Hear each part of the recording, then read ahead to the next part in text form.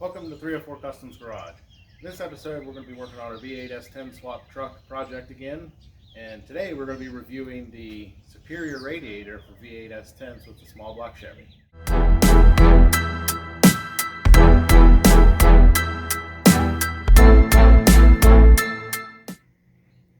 Okay, today's video we're going to be going over this aluminum radiator from Superior Radiators for my V8 S10 with the small block Chevy that I've been working on the channel. A little bit about this radiator that I know of, the way that's comes just like this in the box when you get it, this version. I'm sure there's different options you can do if you leave them a note or when you order it online, or if you call them, they can probably do something a little bit different. But the one that I got, of course, it comes with the two 12-inch fans you see here. It comes with the shroud. It comes with mounting spots, little tabs, and then one up here. And I think one of the main things they try to market this for is this actually will fit under the core support in your truck. We'll take a better look at it here in a second.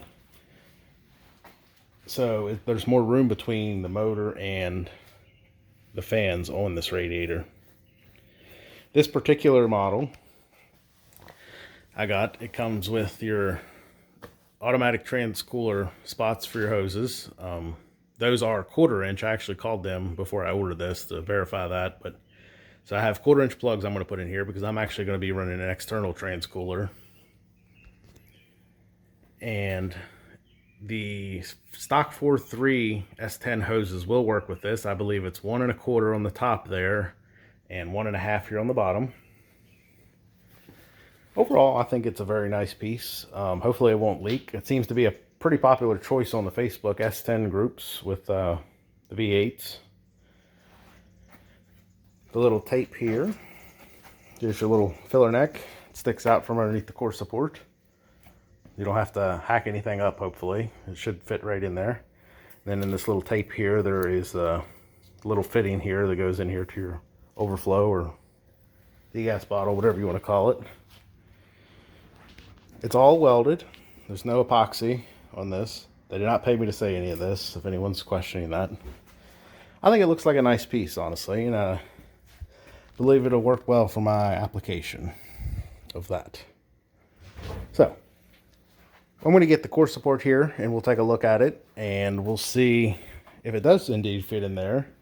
And then we'll also take this out, and I'll show you a comparison of another radiator that I had for this S10 build that we're not going to use, but it's going to become our engine stand radiator now. All right, so we'll be right back. Okay, so here's the radiator inside of the core support now. As you see, the only thing you have to do, at least I had to do, to get this to go in, is there's tabs that stick down on each side, top and bottom, left and right. You need to beat those up flat with the inside and the bottom, and then the radiator will go right in.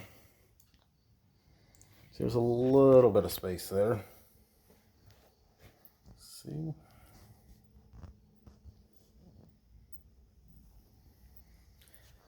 There's 3 holes on the core support, and that's what you'll attach this plate here to at the top, and then of course the bottom one you can use those little tabs they have included on the radiator.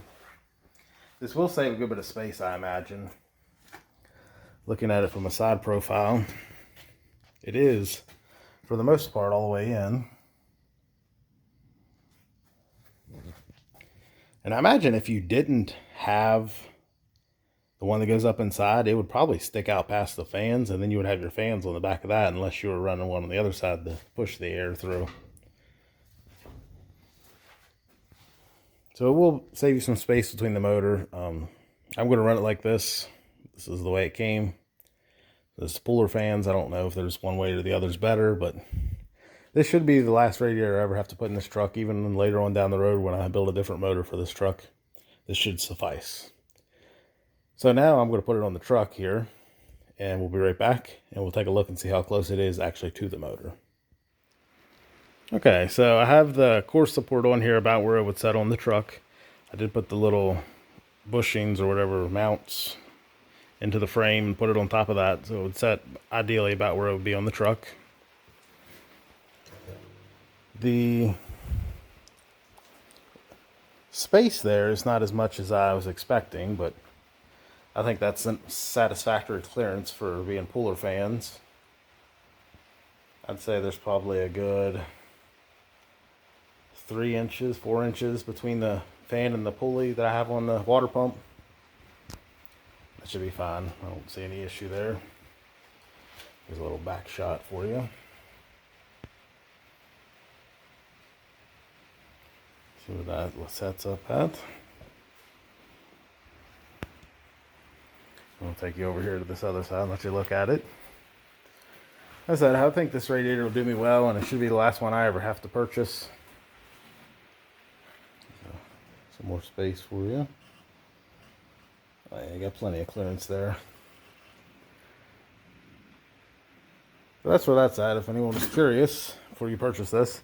One thing I did see here that I'm questioning on what I'm going to do, this lower hose down here, and where it comes off of the water pump where I have that little paper towel stuffed in there, the hose direction would look like the hose would be very close to the frame right here in the direction that it would have to come to get to that bottom connection there. I hope not, but we'll rig something up to make it work. Just something to keep in mind. So now I'm going to show you the other radiator that I have and about where that would set and what you would have to do to get that one in here compared to the Superior radiator we bought now. Okay, so here is the radiator that I was originally going to use for this S10 build. I got this piece here off of eBay. It was marketed as like a V8 S10 swap radiator, but I think it said that fits like Corvettes from the 80s or something as well. It does not fit inside the core support. The only way I think you could get that in there is it has like this lip on the top, and I think you would have to cut that off or grind it down or something flat, and then you could probably squeeze it in there. But on that case, you would also have to cut the core support over here somewhere because of your fill location there. Nothing wrong with this radiator, and I'm going to use it for my engine run stand for future motors. It worked fine. I ran the small block that I have a video on my channel. If you haven't seen that yet, go check that out. In the whole time when I was fooling with it and getting it started and whatnot, I actually ran it for 20-25 minutes, maybe 30 minutes total. And this radiator and fan setup right here from eBay, never let that motor get over 180 degrees. Works fine, just not going to use it. One thing I do like on this one is the location of the lower hose. It is a lot higher. I can see like even the drain stuff's on this side. But that hose location was very ideal for that water pump connection. And I think it would be ideal in this too, because it would be higher up off the frame, as we mentioned earlier. So I'll show you the difference now, before we wrap everything up, between my eBay special, our Superior radiator. Then we'll also take a look at the stock V3 radiator that came with the truck and motor that I originally pulled out of this.